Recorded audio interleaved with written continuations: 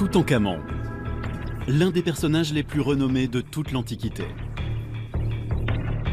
Les fabuleux trésors de son tombeau sont célèbres à travers le monde. Toutankhamon semble avoir reçu de parfaites funérailles. Il a été préparé pour l'autre monde de façon somptueuse, digne d'un pharaon. Mais des égyptologues de différents pays restent perplexes. La momie de Toutankhamon est très particulière. C'est l'une des plus étranges que j'ai pu voir. Il se trouve que les choses ne sont pas comme elles auraient dû l'être. Le tombeau de Toutankhamon a quelque chose de bizarre. Certes, il est mort jeune, mais ils auraient dû être mieux préparés. Quand on examine avec soin les trésors de Toutankhamon, on commence à détricoter la légende. La réponse à ce mystère réside peut-être dans une lutte pour le pouvoir, digne d'un thriller moderne.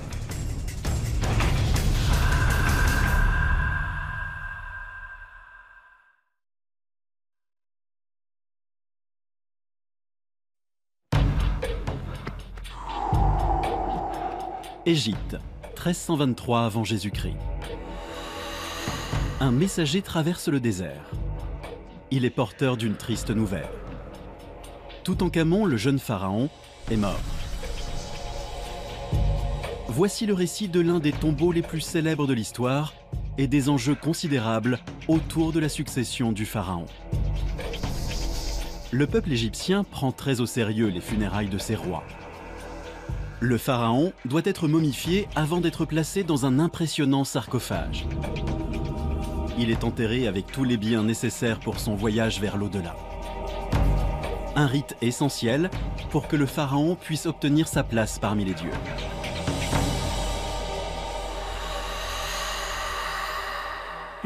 Si le pharaon ne siège pas aux côtés de ses divinités, il ne peut pas leur faire connaître nos besoins ni leur transmettre nos souhaits. Autrement dit, si le pharaon ne monte pas au paradis convenablement, le monde tel qu'on le connaît s'achèvera. Un cataclysme pourrait s'abattre sur le royaume. Cela signifie que le soleil ne se lèvera pas le lendemain. Il n'y aura plus de cycle lunaire, plus de récolte. La vie disparaîtra et nous avec. Inhumer correctement un pharaon, cela exige du temps et de l'organisation. Au bout des 70 jours prévus pour la momification, le corps du souverain est inhumé. Sa momie demeure intacte encore aujourd'hui. Salima Ikram compte parmi les meilleurs experts dans ce domaine. En examinant les radios de la momie, elle a trouvé un indice qui montre que les funérailles du jeune roi n'ont pas été parfaites. La momie de Toutankhamon est très particulière. Elle n'a rien de comparable avec toutes les momies des 18e et 19e dynasties que j'ai pu examiner. Le procédé de momification semble de piètre qualité, alors que tous les éléments dont il est paré et les trésors de sa tombe témoignent de son importance. Pourquoi a-t-il été aussi mal momifié ? Les Égyptiens procédaient à la momification des animaux et des humains de la même manière. Salima va momifier un mouton pour montrer ce que le cas de Toutankhamon a d'inhabituel. La première étape de momification, c'est de retirer les organes internes. Pour l'homme, il faut s'imaginer une personne allongée à laquelle on fait une minuscule incision sur le côté gauche. Sur la momie de Toutankhamon, contrairement aux autres momies de la 18e dynastie, il y a une longue entaille qui va du nombril au flanc gauche. C'est un fait sans précédent. Ces longues incisions sont courantes sous la 26e dynastie. Mais Toutankhamon est décédé 650 ans plus tôt. Salima commence par retirer les organes internes. Tiens-le bien. D'abord le foie. Le voilà. Oh, il est bien accroché. Et aussi très glissant.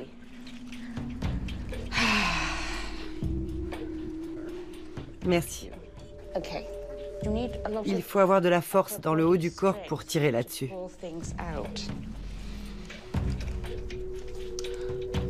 Et voilà. Toute une série de jolis organes qui sortent bien comme il faut. Ce sont des fragments de poumons. Le cœur, lui, on le laisse à l'intérieur. C'est impératif. Le cœur doit être présent dans le corps au moment de la pesée de l'âme et de l'accès à la vie éternelle. Autre surprise, à l'examen des radios de la momie, aucun signe d'un cœur.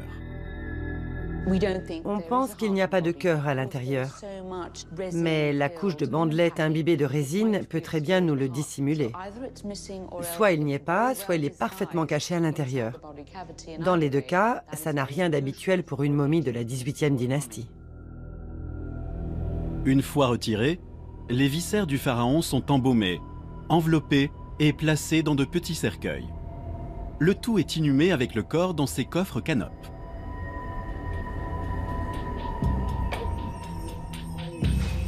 Après l'éviscération, via la dessiccation. Salima doit laver la carcasse et la faire sécher. Toutankhamon lui aussi a été lavé à l'eau et au vin de palme, afin d'être désinfecté. Salima remplit la cavité de sacs de natron, un mélange naturel de sel et de bicarbonate de soude. Ensuite, le corps tout entier en est recouvert. Un petit oreiller pour le mouton. Le corps est laissé assécher pendant 40 jours. Le natron absorbe l'humidité et les graisses du corps. Salima constate à nouveau la piètre qualité de la momification. Son corps avait déjà commencé à se détériorer.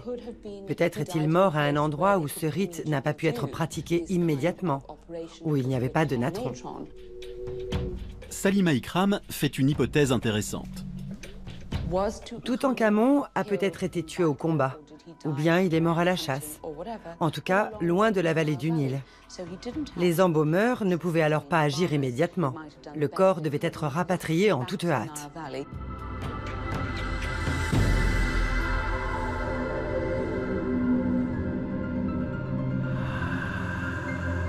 Mais il y a peut-être une explication plus sombre à cette momification menée de manière incompétente. Il est possible qu'une personne ait désiré que Toutankhamon soit enterré le plus vite possible. Peter Brand, spécialiste de l'Égypte antique, a étudié le chaos politique qui a suivi la mort du pharaon. Le décès de Toutankhamon a provoqué en Égypte une crise militaire et politique. D'abord, ils perdent une importante bataille face à l'Empire hittite, et ensuite leur souverain meurt. Toutankhamon n'a pas d'héritier. La période des 70 jours débute. La panique s'empare de la vallée du Nil. Il faut inhumer Toutankhamon à temps et lui trouver un successeur. Ils sont 3 prétendants au trône. Il y a d'abord la veuve, Ankhésénamon. La royauté est principalement une affaire d'hommes. Les femmes pharaons sont rares. Si 2 d'entre elles ont précédé Toutankhamon, le trône ne leur est pas destiné. Pour Ankhésénamon, les options sont limitées. Le seul moyen pour elle de conserver son rang, c'est de réussir à épouser le prochain roi. Le deuxième prétendant est Horemheb, le commandant en chef des armées. Peter se rend à Saqqara pour analyser la soif de pouvoir d'Horemheb. Le titre le plus important de toute sa carrière militaire se trouve ici, ce groupe de magnifiques hiéroglyphes. Il y a ce drôle de signe qui signifie surveillant. Il y a ici la figure d'un soldat de l'armée égyptienne qui tient dans sa main un arc. On trouve un oiseau et un hiéroglyphe qui représente une bouche. On a l'expression grand surveillant de l'armée, autrement dit une sorte de généralissime, de chef suprême de l'armée égyptienne. Le pouvoir et l'influence d'Horemheb s'étendent bien au-delà. Il a également reçu des titres honorifiques. Il est surnommé le meilleur des meilleurs, le plus grand des plus grands. Il est appelé le délégué des délégués, l'inspecteur des inspecteurs. Tout cela montre qu'il est l'homme le plus important après le roi.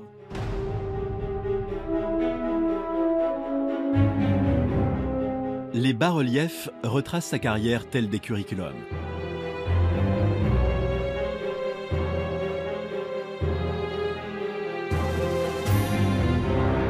Mais l'inscription la plus importante située à l'arrière du tombeau pourrait passer inaperçue.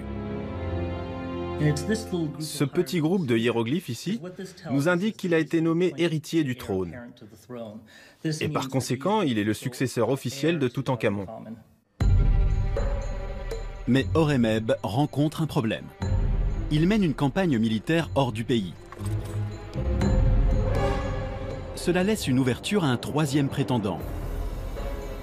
Un vieux courtisan nommé Haï. C'est un outsider, mais sa position de chambellan lui apporte beaucoup de relations politiques. L'une de ses fonctions probables est d'organiser les funérailles de son roi, qui vient de mourir. C'est l'occasion pour lui de renforcer ses prétentions au trône. Horemheb absent, Haï doit agir vite. Si Haï souhaite vraiment devenir roi, c'est dans son intérêt d'inhumer Toutankhamon au plus vite, pour afficher ses prétentions politiques. Car dans l'Égypte antique, celui qui enterre un pharaon en devient le successeur.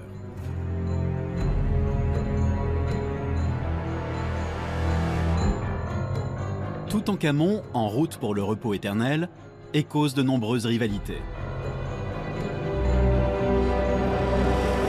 Cela mène la veuve de Toutankhamon à prendre une importante décision qui se retournera contre elle et aggravera la situation dans le pays.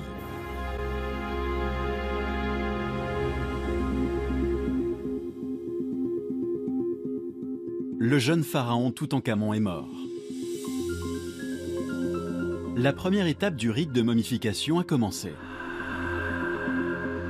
Dans l'importante lutte pour lui succéder, Haï, le chambellan, a une chance incroyable de consolider ses prétentions au trône.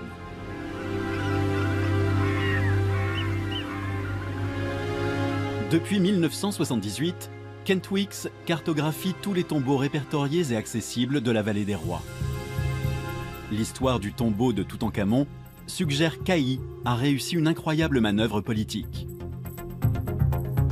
Kent se souvient de sa première descente dans la dernière demeure de Toutankhamon.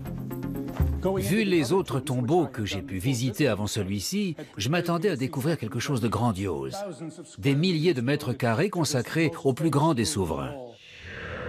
Voici ce qu'il a trouvé. Un tombeau de 4 salles, étroit et peu impressionnant.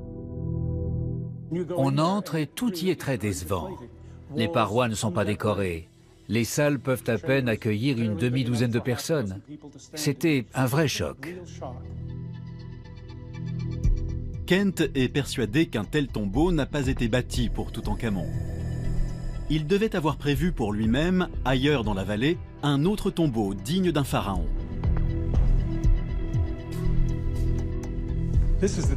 Voici la tombe qui a probablement été désignée pour inhumer Toutankhamon. Il devait être en cours de construction et pas encore prêt à être occupé. Toutankhamon a régné durant 10 ans.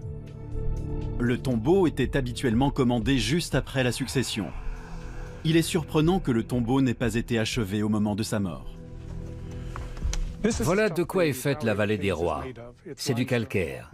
C'est la roche que l'on trouve quasiment partout en Haute-Égypte. C'est tendre, facile à creuser. On peut y creuser une tombe relativement facilement. Les fresques de l'époque montrent la manière dont cela se déroulait. Cela demande peu d'efforts et pas trop de temps.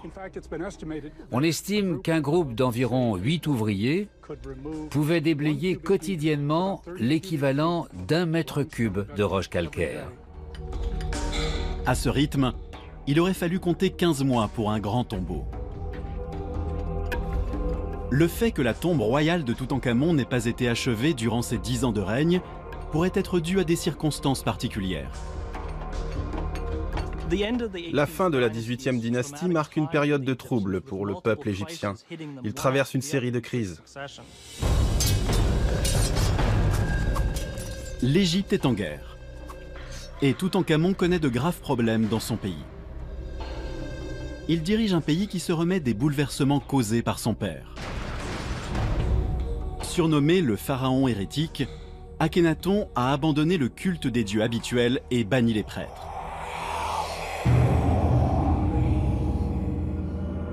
Il a instauré le culte du dieu Soleil et construit une nouvelle capitale religieuse, Amarna. Cela bouleverse l'économie et perturbe la population. Lorsqu'Akhenaton meurt, le culte disparaît avec lui. Toutankhamon a dû lutter pour réinstaurer la religion traditionnelle. Il a même érigé une stèle pour rappeler ces faits. Kent pense que ces perturbations expliquent le fait que la tombe soit restée inachevée. Il se passait quelque chose à l'époque, c'est évident. Ça a pu être des guerres, la fin de la période amarnienne, les crises économiques, ça a pu être la mort soudaine de Toutankhamon ou même un mélange de tous ces facteurs. Cette tombe inachevée pose un problème à Haï. Les avis divergent quant à la suite des événements. Kent pense que Haï a pu décider d'inhumer Toutankhamon dans la tombe qu'il faisait construire pour lui-même. Ils ont pu échanger leurs tombeaux. Toutankhamon est mort de façon soudaine. Il a fallu se dépêcher de l'inhumer. Un tel échange est un acte politique de génie. Quand Haï a fait l'échange des tombeaux, il a pris de l'importance. Il s'octroie un tombeau royal et s'affirme alors comme un successeur légitime. Un autre problème se pose. Par sa taille et son agencement, le tombeau n'a rien de royal. Kent estime cependant qu'il y avait là tous les éléments nécessaires. Donc, Haï a dû penser que cela constituait un lieu acceptable pour le repos d'un roi. La tombe de Toutankhamon semble n'avoir rien de commun avec les tombes royales que nous connaissons. Mais il suffit de pas grand-chose pour la transformer en une tombe royale standard de la 18e dynastie. Quand on fait pivoter de 90 degrés les 4 salles de la tombe, le couloir d'entrée et la chambre funéraire se retrouvent alignés. Un modèle plus traditionnel. Et voilà, le plan classique d'une tombe de la 18e dynastie. Haï est alors tout proche de devenir le prochain roi d'Égypte. La veuve de Toutankhamon est dans une position délicate. Si elle veut rester au pouvoir, Ankhésénamon doit épouser le successeur avant les funérailles. Ce dernier doit être présent pour réaliser le rituel d'ouverture de la bouche qui prépare le corps à la vie dans l'au-delà. Ankhésénamon fait donc un pari diplomatique désespéré pour conserver sa position. Elle écrit au souverain de l'Empire hittite, l'actuelle Turquie, pour demander de l'aide. La réalité dépasse la fiction, impossible d'inventer une telle histoire. Les Hittites ont conservé cette étrange missive dans leurs archives. Peter Brand l'a étudiée attentivement. Elle dit en substance que son mari est mort et qu'il n'a pas de fils. Mais le roi hittite avait de nombreux fils, donc elle lui demande de lui envoyer l'un d'eux pour qu'il devienne son mari, et par conséquent le nouveau roi d'Égypte. Un pari dangereux. Tout cela se déroule dans un climat d'extrême tension, parce que l'Empire égyptien est en conflit avec l'Empire hittite. Horemheb a mobilisé l'armée, ici, à la frontière, et les Égyptiens et les Hittites se battent ici, en Syrie, près de Kadesh. Un acte désespéré.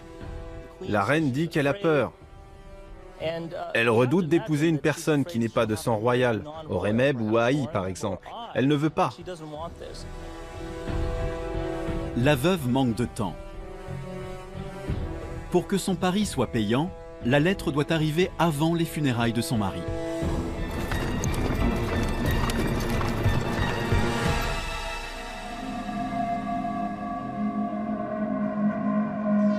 Tandis qu'Ankhésénamon attend son prince, de nombreux ouvriers travaillent aux milliers d'objets qui doivent accompagner Toutankhamon dans son voyage vers l'au-delà.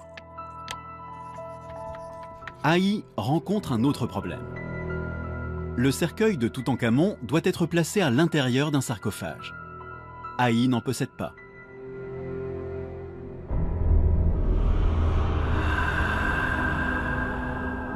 « 40 jours se sont écoulés depuis la mort de Toutankhamon.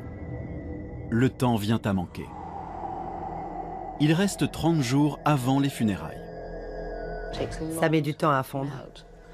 Salima Ikram, une égyptologue, s'évertue à montrer à quel point Toutankhamon a été mal momifié. Comme ce mouton, les organes du pharaon ont été retirés et son corps a séché. À présent, Salima recouvre le mouton d'huile. Toutankhamon a dû bénéficier des meilleures huiles. L'huile est utilisée non seulement pour son aspect sacré, mais aussi pour le fait qu'elle rend au corps sa flexibilité. En huilant Toutankhamon, il a été possible de placer ses bras en position croisée, sans qu'ils ne se rompent. Salima scelle le corps avec des résines chauffées, souvent de l'encens ou de la myrrhe. Le corps prend un éclat doré. Le pharaon passe alors de l'humain au divin. Mais là encore, Toutankhamon a été momifié de façon inhabituelle. D'importantes quantités de résine ont été utilisées. On ne sait pas trop pourquoi Toutankhamon a été recouvert d'autant de résine et d'huile. Peut-être était-ce pour couvrir un travail bâclé. Peut-être ont-ils ajouté de la résine pour dissimuler leur niveau d'incompétence. Ou bien alors pour couvrir leurs erreurs et éviter d'essuyer toute une série de critiques. Quelle que soit la raison, le résultat est là. Son corps a été comme carbonisé.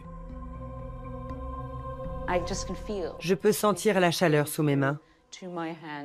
S'ils ont utilisé énormément de résine chaude, ce n'est pas surprenant que la momie de Toutankhamon apparaisse comme calcinée. L'ultime tâche, durant les 30 derniers jours, est d'envelopper le corps dans du lin. Salima découvre enfin une chose digne d'un pharaon. Même si la momification n'a pas été réussie, le corps a été extrêmement bien enveloppé. C'est du travail de qualité.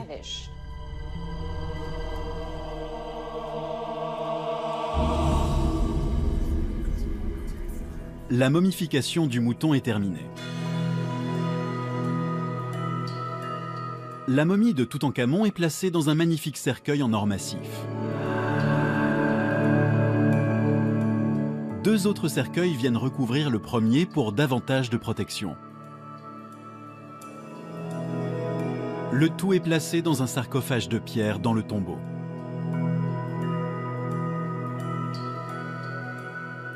En 1450 avant Jésus-Christ, les sarcophages sont finement ciselés et décorés. Celui de Toutankhamon est en quartzite. Les experts Marianne Eaton-Krauss et Dennis Stocks l'ont étudié et ont noté des anomalies. Comment un ouvrage de telle facture a-t-il pu être réalisé en 70 jours? La réponse se trouve peut-être ici. En Angleterre, à York, dans la plus grande cathédrale gothique du nord de l'Europe. Une équipe de 25 tailleurs de pierre et sculpteurs rénove l'édifice. Dennis Stocks, archéologue expérimental, leur a proposé un défi. Quand on observe de près, le style semble naïf, mais ça demande un sacré savoir-faire. C'est vraiment superbe. C'est un véritable chef-d'œuvre. Dave Willett, sculpteur, a choisi de reproduire le visage de la déesse Isis présent sur le sarcophage. Dennis et lui tenteront d'évaluer le temps qu'il a fallu aux sculpteurs de l'époque pour réaliser l'ensemble du sarcophage. Si l'on regarde la finesse de la sculpture, comme là, autour de l'œil, près des lèvres, c'est un travail absolument magnifique. Là où les lèvres se recourbent, ça a dû nécessiter beaucoup de travail. Absolument. Dave a l'habitude de travailler le calcaire. La question est de savoir comment traiter le quartzite, l'une des roches les plus dures au monde. Il utilise d'abord un de ses burins en acier. Ça marche, oui. C'est efficace. Je peux m'en servir. Oui, mais C'est vrai qu'il va s'user rapidement. Puis il teste un burin fait de bronze, matériau qu'utilisaient les Égyptiens.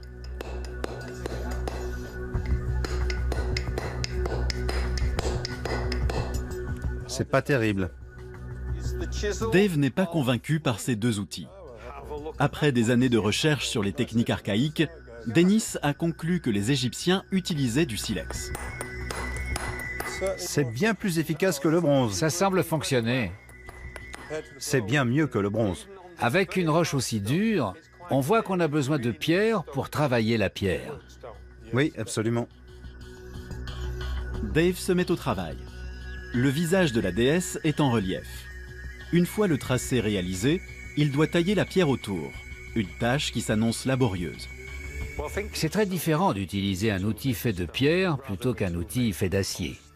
Ça va être difficile pour lui au début, mais il va s'y habituer. Je crois qu'il va lui falloir réapprendre à tailler la pierre. En Égypte, Marianne Eaton-Krauss examine le sarcophage de Toutankhamon. Durant des années, déroutée par des anomalies au niveau des 4 déesses ailées, elle a étudié les photographies. Cela l'a menée à faire une incroyable découverte. Si on commence ici, à la tête du sarcophage, on peut constater combien ces figures sont extrêmement détaillées. On voit le collier qui a été réalisé en relief, le nœud dans la bretelle de la robe, et aussi le nombril, la position du pied et les bracelets aux chevilles. À l'autre extrémité, tout est différent. Ici, nous avons la déesse Serket.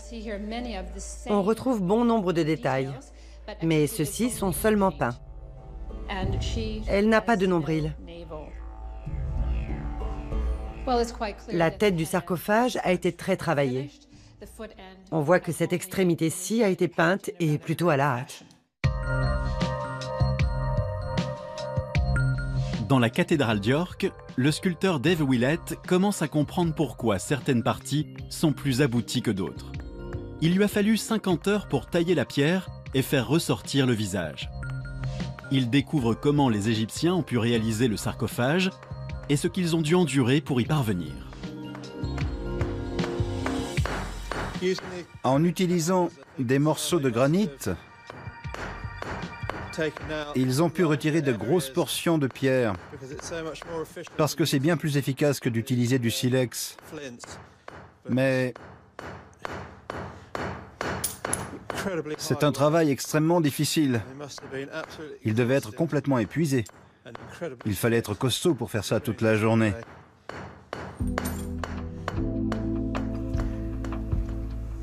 Dennis Stocks, passionné d'archéologie expérimentale, essaie d'évaluer le temps qu'il a fallu pour réaliser l'ensemble du sarcophage. Ses recherches le mènent à penser qu'avant même de sculpter la pierre, les Égyptiens creusaient le cœur du bloc de quartzite. En utilisant des tubes de cuivre, un arc pour les faire tourner et du sable pour creuser, en mobilisant 3 équipes travaillant chacune 8 heures par jour, il aurait fallu compter 536 jours, soit 18 mois.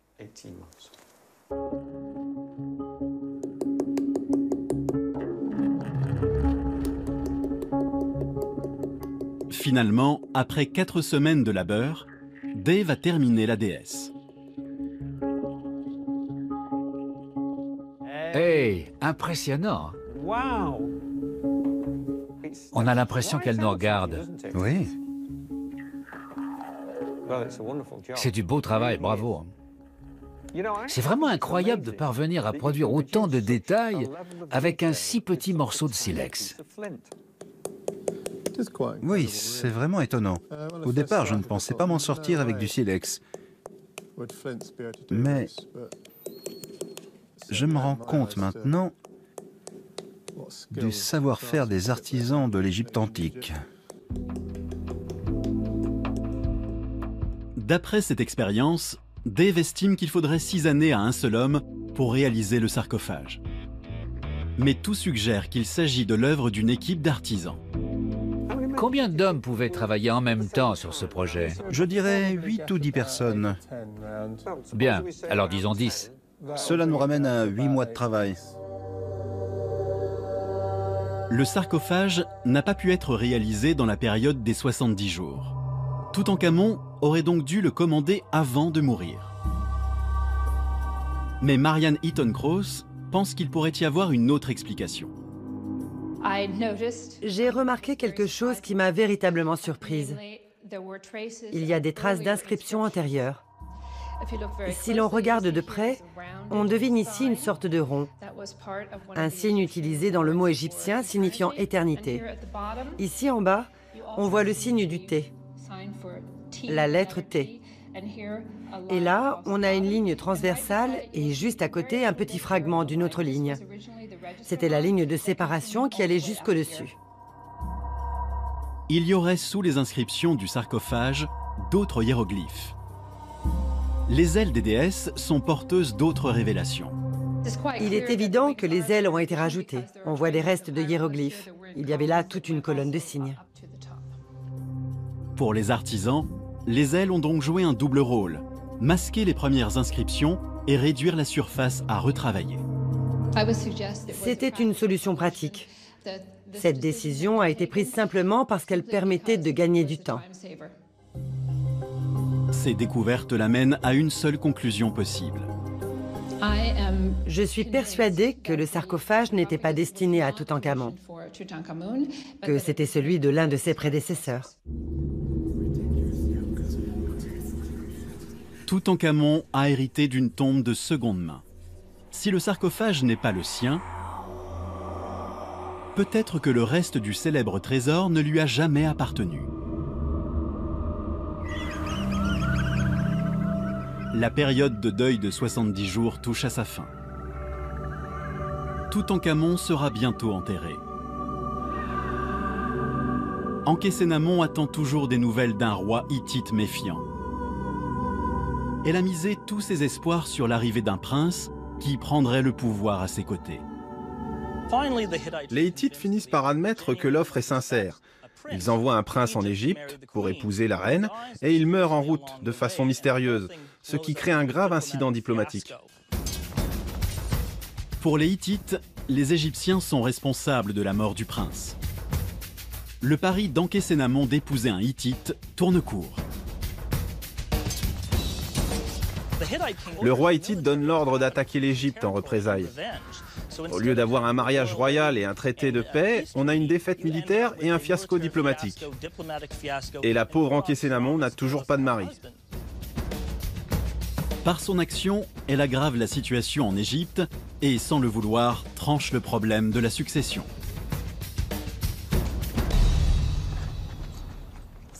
Durant toute cette crise, Horemheb doit se trouver quelque part sur le terrain, ici en Syrie, à la frontière de l'Empire égyptien, pour défendre le royaume contre une attaque des Hittites. Il est occupé par ce conflit et ne rentrera chez lui qu'après les funérailles. Il ne reste plus que Haï, le chambellan. La partie est terminée pour la reine Ankhésénamon. Elle n'aura pas de mari. En revanche, pour Haï, la partie ne fait que commencer.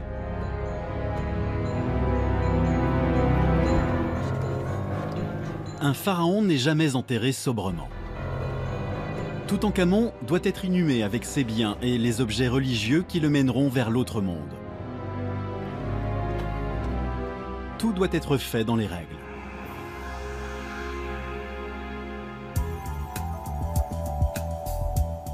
À 4000 km de là, un chercheur estime que ces préparatifs ont quelque chose d'étrange. Ici, en Angleterre, à l'Institut Griffiths, l'égyptologue Nicholas Reeves étudie les clichés des trésors de Toutankhamon tels que les a trouvés Howard Carter en 1922. Il espère découvrir combien de ces objets, comme le sarcophage, ont été recyclés. Je pensais très bien connaître cette sépulture. Et à force de regarder les détails encore et encore, j'ai commencé à voir les choses sous un autre angle. Nicolas examine les bijoux retrouvés dans le tombeau. Il découvre que le nom de Toutankhamon, inscrit dans les cartouches, semble en recouvrir un autre, et que les titres accolés ne sont pas les siens. Ces deux premiers hiéroglyphes, ces signes Eka Nefer, signifient bon dirigeant. Cette expression ne semble jamais avoir été utilisée pour désigner Toutankhamon. Elle s'applique à une autre personne, Akhenaton. Akhenaton, père de Toutankhamon et infâme hérétique, a abandonné le culte des dieux traditionnels pour un dieu unique, reniant le pouvoir des prêtres. La conclusion qui s'impose, c'est que beaucoup de ces bijoux ont été réalisés pour quelqu'un d'autre. Le nom Toutankhamon a été inscrit pour les funérailles. Nicolas examine la pièce la plus célèbre. le cercueil extérieur présente un étrange détail. Sur le devant et de chaque côté, il y a ces pans qui semblent comme tressés. Cette coiffure unique n'était arborée que par un seul homme, Akhenaton. Nicolas découvre que des cartouches ont été modifiées sur le deuxième cercueil. Mais la découverte la plus importante concerne le masque mortuaire. Nicolas est intrigué par une ligne de soudure. Ça peut être un trait de fabrication, la façon dont il les produisait, mais je ne crois pas. Il examine ensuite de quoi est fait le masque.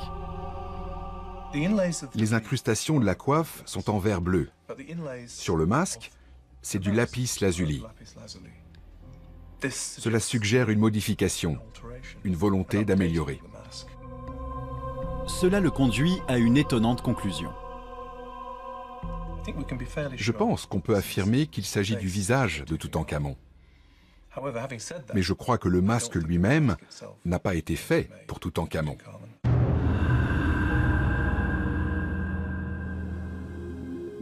Alors qu'il examine et répertorie, Nicolas est surpris de trouver une présence féminine dans un tombeau d'homme. Certaines des statues ont des formes féminines. Et ces bouchons de pierre, finement ciselés à l'image du pharaon, ont aussi des attributs féminins.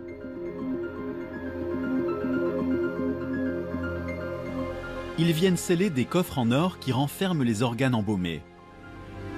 Mais ce matériel funéraire a-t-il bien été fabriqué pour Toutankhamon? Nicolas est à la recherche d'indices. Il n'y a rien à l'extérieur. En revanche, l'intérieur réserve des surprises. À l'intérieur, le texte a été modifié avec beaucoup moins de soin. Le nom du propriétaire antérieur est encore lisible. Il s'agit de Néfertiti, qui a régné aux côtés d'Akhenaton. Néfertiti, la célèbre reine de l'Égypte antique. Il se trouve que le tombeau de Toutankhamon ne renfermait pas seulement ses trésors, mais également ceux de son père et probablement de sa belle-mère.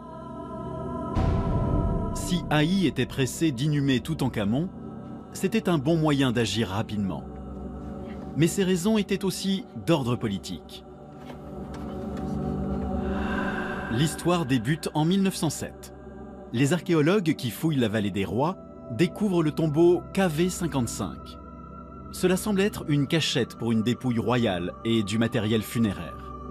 Nicolas Reeves pense que ces restes ont été rapportés d'Amarna à la mort de Toutankhamon. Tout cela a été rapporté dans la vallée des rois, empilé dans un coin. Ce qu'il fallait pour les funérailles de Toutankhamon a été récupéré. Ce qui restait a été replacé auprès de leur propriétaire. C'est comme si les prêtres refusaient de préparer Toutankhamon pour son dernier voyage et qu'ils en profitaient pour se débarrasser de ce qui était lié à la période amarnienne. C'est mis au tombeau et scellé dans l'espoir de tout oublier. Nicolas rassemble les preuves et évalue l'ampleur de cette opération de réutilisation. Je ne serais pas surpris si 80% des objets présents dans le tombeau provenaient d'autres propriétaires. C'est peut-être même plus. S'il dit vrai, 8 objets sur 10 du trésor de Toutankhamon appartiennent à d'autres personnes.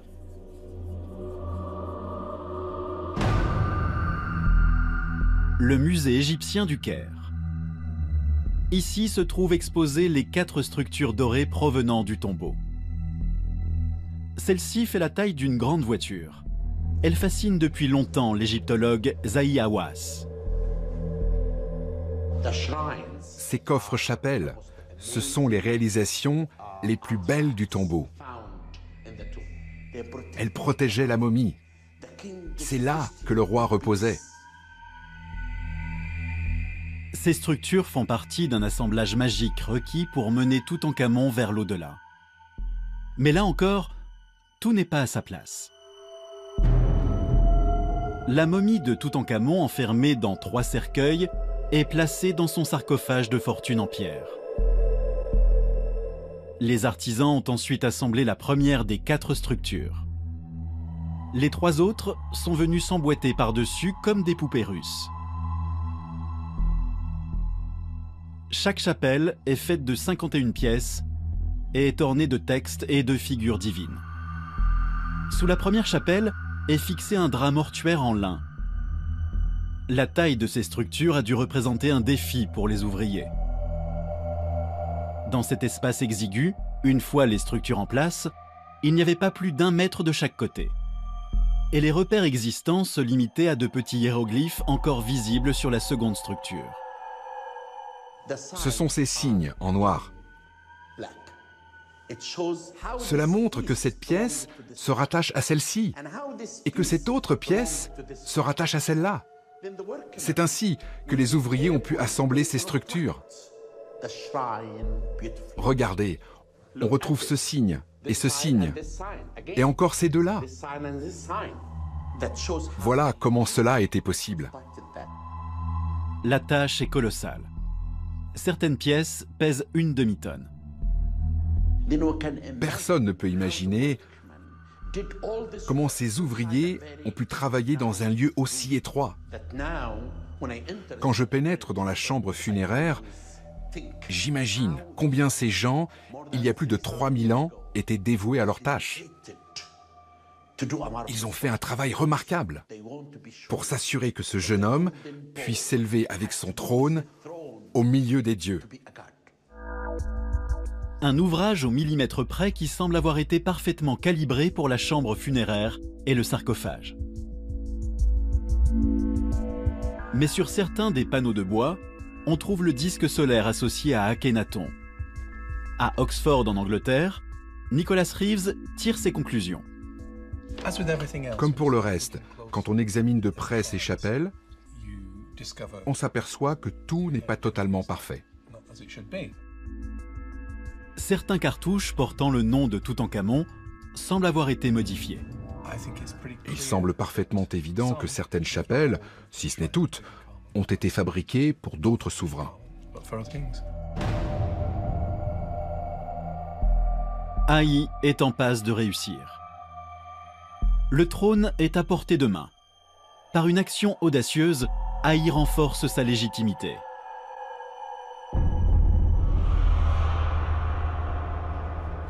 Les derniers objets arrivent dans la vallée des rois pour être enterrés aux côtés de Toutankhamon. On imagine les funérailles d'un pharaon menées avec le plus grand soin, mais on s'aperçoit que ça n'a pas toujours été le cas. Les 4 salles du tombeau renferment près de 5500 objets. La plupart recouverts ou faits d'or. Plus de 2000 sont stockés dans l'annexe. Cette salle plus petite a été pillée. Cependant, l'égyptologue Marianne Eaton-Krauss retrouve les marques d'un travail bâclé. Vers la fin, certains de ces objets ont dû être jetés. C'est le signe d'une certaine précipitation, d'un désir d'en terminer. Marianne étudie le plan de l'antichambre tel que l'a trouvé Howard Carter en 1922. Cette salle semble avoir été remplie de façon ordonnée. Mais elle remarque, au milieu du reste, un tabouret cassé, preuve de méfait. Pour ce tabouret, 3 pieds ont été retrouvés ici. L'assise et le 4e pied étaient à cet endroit, dissimulés derrière ces chars. Il est évident que ce tabouret a été démonté. Tout en haut des pieds, il y avait des bandes en or. Elles ont disparu. Elle pense que la tentation de chaparder était forte en voyant les objets passer de main en main jusqu'au tombeau.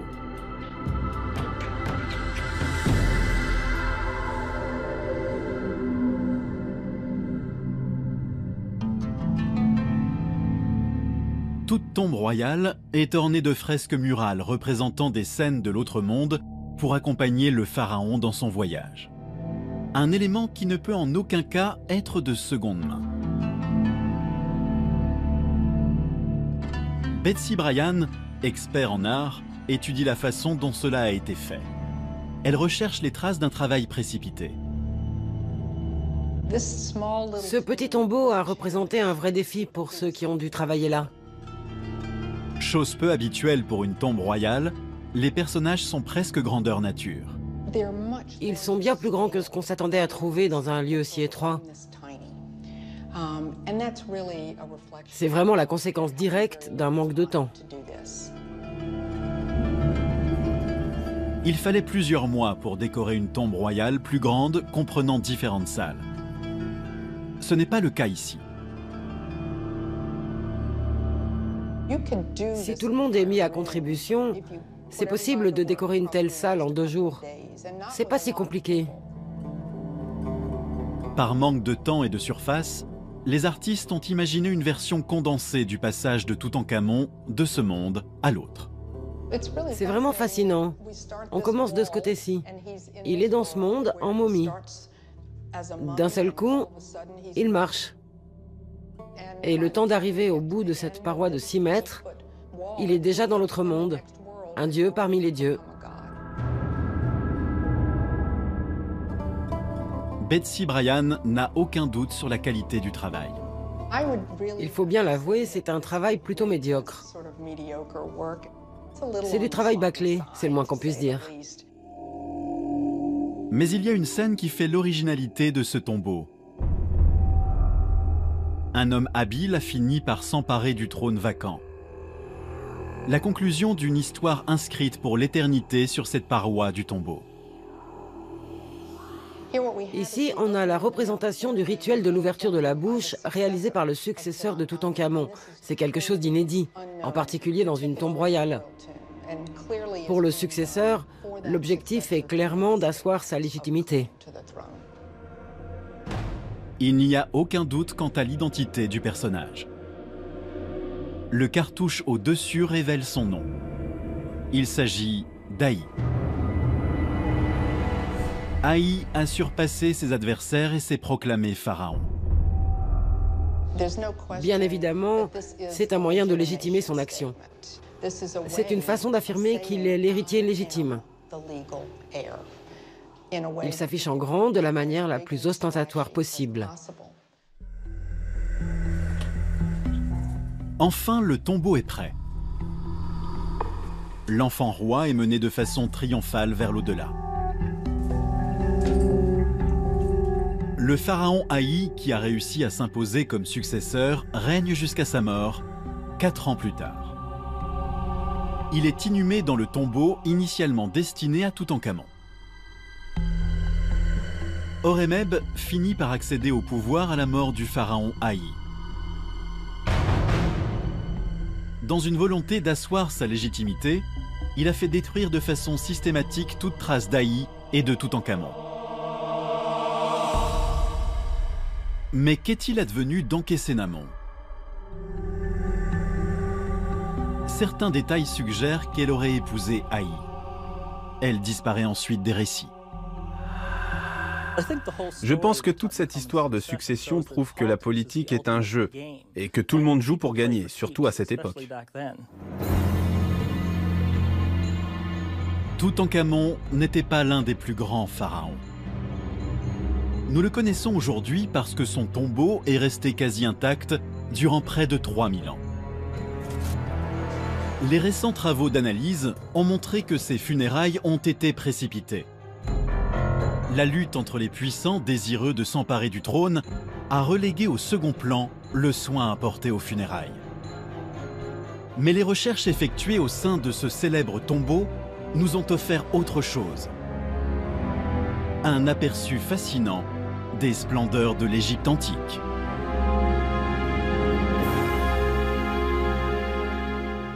S'il s'agit des trésors d'un roi insignifiant, que pourrait bien renfermer le tombeau intact d'un souverain important? On ne peut que l'imaginer.